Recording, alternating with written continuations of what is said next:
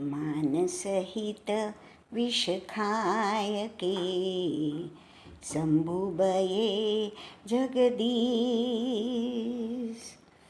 बिना मान अमृत पिए राहु कटायो शीस भैया, राहु कटायो शीस। या दोह्यात कबीरदास आपल्याला सांगतायत की अमृत मंथनातून निघालेलं हलाहल विष महादेवाने प्राशन केलं, म्हणून त्यांना आपण सर्वजण जगदीश म्हणतो.